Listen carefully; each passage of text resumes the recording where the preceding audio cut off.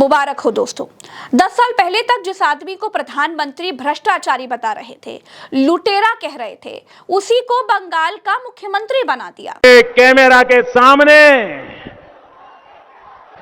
TV camera के सामने कितना लाए हो? अच्छा, लाओ लाओ। और ऐसे कुर्ते में रख देते हैं। टीवी पे देखा कि नहीं देखा आपने? और चेहरा कितना भोला भाला था। ऐसा लगता था ये तो रोज की आदत वाले लगते हैं। और कुछ लोग तो टीवी के सामने कह रहे हैं इतना कम क्यों लाए? तो कहता है दूसरे थोड़े दिन के बाद दूंगा। तो कहते हैं कि जल्दी करना। एक और कह रहा है कि भाई मुझे तो दिया लेकिन थोड़ा उनको भी दे दो, थोड़ा संभालना पड़ेगा।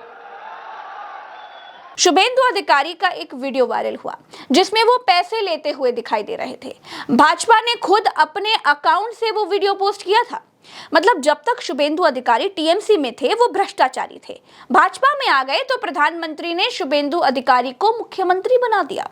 मतलब बिल्कुल सीधा सा है, प्रधानमंत्री जी को नैतिकता से कोई लेना देना नहीं है।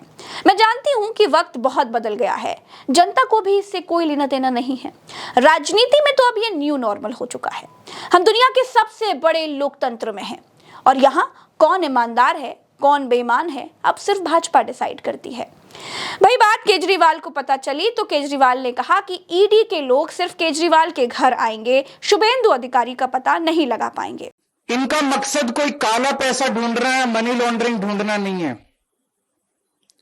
आज से 10 साल पहले प्रधानमंत्री जी ने खुद अपने भाषण में शुभेंदु अधिकारी के खिलाफ भ्रष्टाचार के आरोप लगाए थे, संगीन आरोप लगाए थे। कोई देश का प्रधानमंत्री अगर किसी के खिलाफ संगीन आरोप लगाए तो छोटी बात नहीं है। ऐरे गहरे ने आरोप नहीं लगाए थे, बीजेपी के किसी स्पोक्सपर्सन ने आरोप नहीं लगाए थे, बीजेपी के किसी छोटे नेता ने। प्रधानमंत्री, भारत के प्रधानमंत्री ने शुभेंदु अधिकारी के खिलाफ आरोप लगाए थे। आज प्रधानमंत्री जी खुद उन्हें सीएम की शपथ दिला के आए हैं अपने हाथ से। अमित शाह जी ने हेमंत बिश्व शर्मा के खिलाफ भ्रष्टाचार के संगीन आरोप लगाए थे, उसको इन्होंने असम का मुख्यमंत्री बना दिया। अजीत पवार के खिलाफ प्रधानमंत्री जी ने खुद भ्रष्टाचार के आरोप लगाए थे, उसके 6 दिन के अंदर उसको महाराष्ट्र का उप मुख्यमंत्री बना दिया। शुभेंदु अधिकारी के खिलाफ ईडी नहीं जाएगी, ईडी संजीव अरोड़ा के खिलाफ जाएगी। हेमंत बिश्व शर्मा के खिल को गिरफ्तार नहीं किया जाएगा, गिरफ्तार केजरीवाल को किया जाएगा। अजीत पवार को गिरफ्तार नहीं किया जाएगा, गिरफ्तार मनीष सिसोदिया। क्यों? उन्होंने सबने बीजेपी ज्वाइन कर ली। तो इनका मकसद देश से भ्रष्टाचार दूर करना नहीं है, इनका मकसद मनी लॉन्ड्रिंग रोकना नहीं है, इनका मकसद केवल और केवल दूसरी पार्टियों के नेताओं को तोड़ के बीजेपी में शामिल करवाना है। आज पंजाब के अंदर इनके पास चुनाव लड़ने के लिए, खड़े करने के लिए नेता नहीं है, इसलिए दूसरी पार्टियों को तोड़ तोड़ के अपनी पार्टी में शामिल कराने की कोशिश कर रहे हैं। दोस्तों, शुभेंदु अधिकारी पश्चिम बंगाल के सीएम बन गए, लेकिन तमिलनाडु में विजय की राह में 10 तरह के रोड़े अटकाए जा रहे हैं। कभी राज्यपाल उनसे समर्थन की चिट्ठी मांगते हैं, वो चिट्ठी लेकर पहुंचते हैं तो राज्यपाल मिलने से मना कर देते हैं। कभी समर्थन देने वाले विधायक निकल भाग रहे हैं, लेकिन फिलहाल विजय की मुलाकात राज्यपाल से हो गई है। तमिलनाडु में भाजपा के लिए अच्छी खबर यह है दोस्तों कि यहाँ भाजपा का एक विधायक है।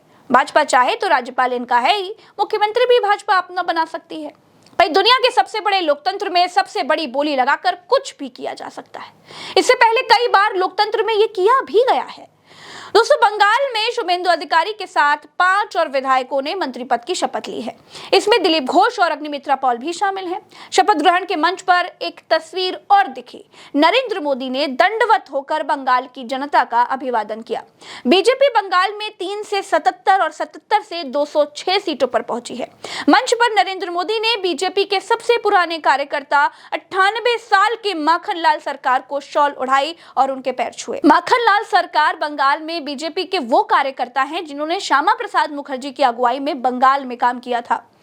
मंच पर दोस्तों एक तस्वीर और दिखी। स्मृति ईरानी ने एक बार नहीं बल्कि 2 बार नरेंद्र मोदी को प्रणाम किया, लेकिन नरेंद्र मोदी उनके अभिवादन का कोई जवाब दिए बिना ही आगे बढ़ गए।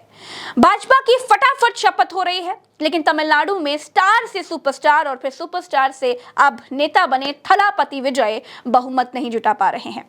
तमिलनाडु में बहुमत के लिए 118 सीटें चाहिए। 4 मई से लेकर अब तक विजय तमिलनाडु के राज्यपाल राजेंद्र अर्लेकर से 3 बार मिले, लेकिन शपथ का समय नहीं मिल पाया। कभी समर्थन की चिट्ठी, कभी चिट्ठी में विधायकों की संख्या पर संशय बना रहा।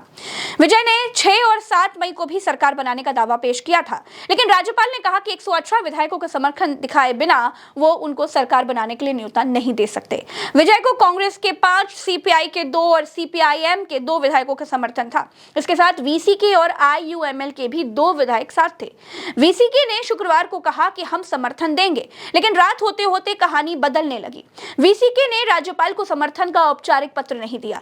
इसी वजह से शनिवार सुबह होने वाली शपथ कैंसिल कर दी गई। वीसीके ने समर्थन के बदले डिप्टी सीएम पद की मांग रखी। सूत्रों के मुताबिक टीवी के शहरी विकास मंत्रालय देने के लिए तैयार था, लेकिन डिप्टी सीएम पद को लेकर के सहमति नहीं बन पा रही थी। शुरुआत में माना जा रहा था कि आईयूएमएल भी टीवीके को समर्थन दे सकती है, लेकिन बाद में पार्टी ने बिल्कुल साफ कर दिया कि वो डीएम के नेतृत्व वाले गठबंधन के साथ ही रहेगी। इस बयान ने विजय के बहुमत के समीकरण को और मुश्किल बना दिया। राजनीतिक अस्थिरता के बीच विधायकों की खरीद फरोख्त और रिजॉर्ट पॉलिटिक्स की चर्चाएं भी तेज हो गई हैं। खबर सामने आई दोस्तों कि कांग्रेस के 4 विधायक हैदराबाद चले गए। इसी बीच एएमएम के प्रमुख दिनाकरन ने दावा किया कि उनके एमएलए कामराज लापता है।